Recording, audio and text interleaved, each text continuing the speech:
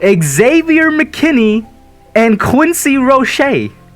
The two biggest reasons we won this game, man. And of course, I'm happy about the Giants. I'm about to take a little credit, man. Pat myself on the back. Those of y'all that have been watching the channel for a long time, I'm going to say since January, know that me and KB, Kibu, my co-host on Young Guns, and usually when calling the games, today he wasn't able to make it. I called it with Diggy, Nate, and Ash Money. Y'all know I have a little thing going where I say Xavier McKinney is the best safety out of the 2020 draft class, because I believe that going into the class that Antoine Winfield Jr. happened. He had an amazing rookie year, and I still believe Xavier could be good. This man, with his second game where he has 2 picks, this time one of them was a pick 6, and the second one was what got us the ball back. Clutch defensive play, clutch defensive player. I'm telling y'all, forget Logan Ryan, Jabril Peppers. Unfortunately, I might let you go too. We could survive with Xavier McKinney and Julian Love going forward for at least a year, man. Then you got Quincy Roche, who, speaking of Diggy and Ash, out to them, I did countless draft streams on both of our channels back from January all the way to April. We go back and forth every single week, almost every single day. Quincy Roche was a dude I was talking about since January, possibly taking him in the 3rd round. Of course, he was taken by the Steelers in the 6th. They let go of him. We signed him, and he's doing amazing things for us. We have a young rookie edge duo of Quincy Roche and Azeez Ojulari that look legit. And they are rookies, so there's times when they disappear. Yes, there's times when they make mistakes. Yes, but they're young. They're hungry. They're out here making plays. And since both of them have been clicking, a.k.a. the Carolina game, we have a pass rush, which allows the inside of the defensive line to also get a pass rush. Leonard Williams is getting to the quarterback more. He's getting more pressure, which allows our secondary to cover more, which coincides with the fact that Bradbury and Adoree Jackson, since about like week 6, week 7, have been having their best games of the season, and the secondary in general. This Xavier McKinney pick, we really shouldn't be surprised, or 2 picks, this dominant game he has, because we're getting to the quarterback.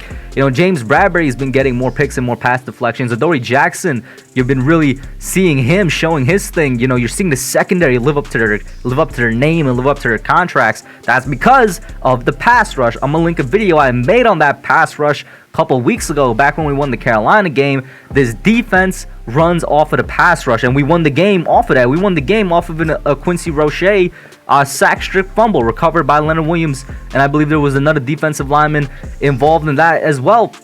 This entire game we won because of the defense. The offense I'm gonna get into in a second, but the defense is officially here. The defense is officially back. We're talking about a defense that for 3 weeks now looks like what we expected them to look like at the beginning of the 2020 season. This is a defense that in the red zone is elite. We're not allowing teams to score in the red zone. We allowed 1 touchdown today by the Raiders. Every other score they had was by field goal. We're talking about since Carolina, since week 7, and then even last week against the Chiefs where we're holding them down. This defense is suffocating. And you know what I'm saying? I'm going to continue to say it. That pass rush is back in some way, shape, or form. Azeez should have had a sack today, but he just didn't grab onto Derek Carr in that play where his hands got really close. But that's the point, right? We're getting pressure. We're getting hurries. We're getting QB hits. We're just getting to the quarterback in every shape possible, and that's a good thing. It's allowing our secondary to cover. You look at James Bradbury these past 3-4 weeks. He looks good. Forget the picks. He looks like Bradbury from last year. We're putting him on tight ends because he performs better against big body wide receivers. So, you know, we put him on the tight ends, and honestly, because we don't have a linebacker that could cover him. So shout out to Patrick Graham for that. He locked down Travis Kelce last week. He locked down Darren Waller this week. And then we have Adoree Jackson on the best receiver. We had Adoree Jackson on Tyreek Hill. Tyreek Hill was not really a factor. And then this week, I think Adoree was mostly on Hunter Renfrow, I believe. And Hunter Renfrow still got a couple catches on us, but we were using Jackson all over the place. And you saw plays where he's making good plays, where he's right there in coverage. It's working. It's working. It's working, man. We are 3-6. And this is a really good game to win. A really good energy to have going into the bye week, man. Entering the bye week as a 3-6 team. Coming out with a second half of the schedule that looks a bit easier than it did yesterday. You know what I mean? I'm not saying anything crazy. I'm not about to say anything like, oh, you know, we're going to run the table, or, you know, we're going to go 9-8. Still get the 7th seed. But it's out there. And that's what I'm going to leave that conversation at, because I think we're going to be very healthy when week 11 comes around. I think we're going to have Pro Bowl tackle Andrew Thomas back. You know what I'm saying? We got, in my opinion, Pro Bowl safety, best safety out of the 2020 draft class, Xavier McKinney. We going to have Kenny Galladay a bit more healthy. We're going to have Kadarius Toney a bit more healthy. I think we're going to be better come week 11 in terms of health. And if we're performing like this as an unhealthy, injured, banged up team, man, I could only imagine what we're going to be like come that time. Oh, man. Yo, what a win though, right? What a win. The defense really held us in. And just like Kansas City, even though we lost last week against Kansas City, and I said this in my reaction video, the game reminds me of 2020 where the defense did everything possible. This is the same thing. Because let's talk about the offense now. The defense, whenever the offense made a mistake and we needed the defense to make a play or to stop a drive, they did it. The offense was not good today. And of course, there's that little banner, that little asterisk that hangs above them saying we have so many injuries to the line and to our receiving core. How good do you expect them to be? But still, we're talking about mistakes that shouldn't be made. Daniel Jones fumble, where he had both hands on the football, he still fumbled. Shouldn't be made. You could step up in the pocket quicker, Danny. You need to be more aware of what's going on in the pocket. You could avoid that. That's a sack strip fumble that could have been avoided. There's another play that comes to mind. Oh yeah, this is now Jason Garrett with the 2nd and 14 that turned into a 3rd and 21 because we called a screenplay. Shouldn't have happened. Should not have happened. There are mistakes that are made that could have been avoided on the offensive side of the ball. But the best part of the offense today was the run game. Devontae Booker came to play. Devontae Booker, this was legit his revenge game. He was last on the Las Vegas Raiders last year.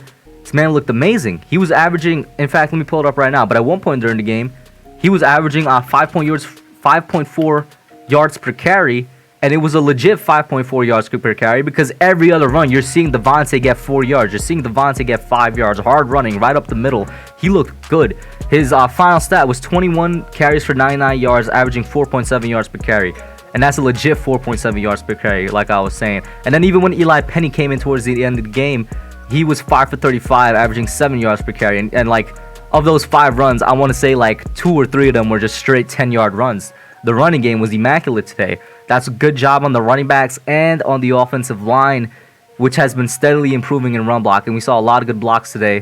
When it comes to pass blocking, they did leave some to be desired. You know what I'm saying? Yannick Ngakoue was beating up on Matt Peart a couple of times. Max Crosby, didn't expect him much as I expected to see him. You know what I'm saying? Whether that's Nate Solder doing better than I expected, or whenever he's matched up on a guard, that guard is doing better. But the name I called more so today was Yannick Ngakoue when he was on Matt Peart.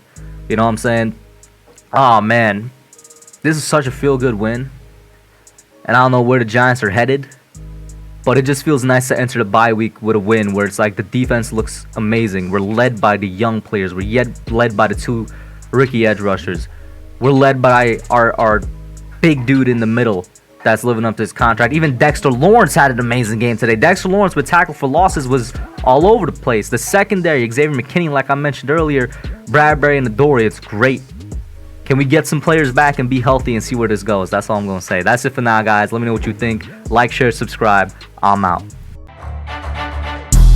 Thanks for watching. Don't forget to like, comment, subscribe, and share. I'll catch y'all on the next one.